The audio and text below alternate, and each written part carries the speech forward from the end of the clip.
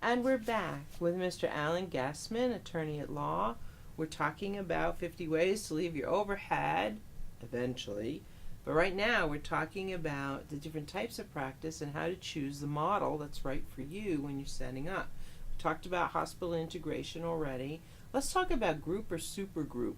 First of all, let's define what those are and then look at the pros and cons. Well, most of the successful practices tend to be 3 to 5 doctors of the same specialty who share 1 or 2 offices, maybe 3. They share a good reputation, they share a good staff, and they have a good collegial relationship. And that's really an ideal medical practice. When you get into multi-specialties, it can work or there can be friction. And when you get beyond 5 or 6 doctors, it can become bureaucratic. Sometimes the most aggressive person becomes president, the most money-oriented person becomes treasurer, and it becomes not as pleasant situation. So what's the difference between a group and a supergroup? Well, the supergroup is really a loose confederacy of medical practices. So for example, if I'm the Clearwater E&T office with 3 doctors, and you are 3 miles away, you're the Largo E&T of 3 doctors, and then we find another group of 3 doctors, we can all be under one tax ID number, and we can share a really good office manager, we can share a billing system, and we can share an MRI machine. Okay. And we can start making money on things that none of us separately could have made money on. And if we have 6 of those offices times 3, we can go to the managed care plans and say, hey, you've been paying us at the rate of 90% of Medicare, but if you want all of us, you need to pay us at 110 because we're a group. We have one tax ID number, we're one integrated group with different locations. That sounds suspiciously a little bit like an independent physician association. Well, the doctors all have to be in one real group. All of our accounts receivable are at risk for each other's malpractice. One tax ID number. Yeah. And we can't pick and choose. If I'm in the group and the group adopts Blue Cross Blue Shield, I have to take Blue Cross Blue Shield. Right. But we find that these work very well because my relationship with the other 2 people in my little office continues very nicely. I don't have to go to meetings and talk to you about my parking lot or whether to hire or fire a receptionist.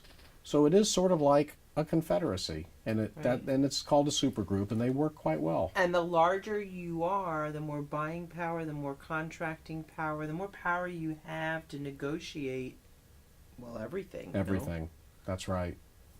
The bigger you are, the less your insurance costs. The bigger you are, the less your risk could be. Yep. There's a lot of pros to this. There's a lot of pros in your protocols. You can share manuals. You can, like you say, you can, when you purchase certain drugs, you can get a much better price. Yeah, you can get preferred pricing. Preferred pricing, right. And the cons, basically, you already indicated that, the wrong you have guy to have could one, be in, the wrong guy could be in power, and then everybody's miserable. Right. So it's important when you form the supergroup that nobody has too much power. If anybody has too much power, they really need to be a very special person who doesn't abuse it, and it's hard not to abuse power. What was it? Absolute power corrupts absolutely. But if each separate office in the supergroup makes their own office decisions and can withdraw anytime they want for any reason, then usually the balance of the relationship is pretty good.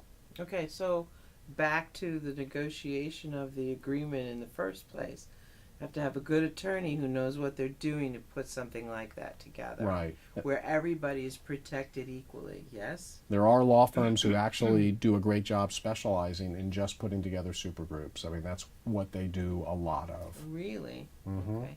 And would you find, just a question of interest, so we talked about hospital integration and the group supergroup, and of course we'll talk about independent groups too, which we haven't discussed yet, and we're not going to in this module, but in your experience, and you've been around a while, around with these guys, what is, in our area, what is the most? What do you see And is there a trend to go one way or the other? In the supergroups? In any of the models, what is the model that's the hot commodity right now? What's the trend? We have people doing all sorts of things. We have hospitals that are still buying practices. We have hospitals that are still regurgitating practices. We have 3 to 5 doctor groups that are doing well, and then we've got a lot of super groups. So it's all, I can't tell you that there's one Okay. particular trend. It's a Maybe very maybe the homogeneous trend thing. right now is that there is not a trend. Ah. Maybe there isn't a trend. We do see more primary care doctors linked up with ACOs, but that's sort of a minor part of their world. It's an extra income opportunity for them. Well, only if the ACO is good. Not all of them make that money. Right, Not all of them right. meet all the quality measures to allow them to make that money. Right. Yeah, but that's a story for another time. Yeah, a lot of ACOs are badly neglected because nobody really is putting in the Understands time what- and yeah. effort to do what needs to be done. Right. Okay, so that's groups and super groups. Very good.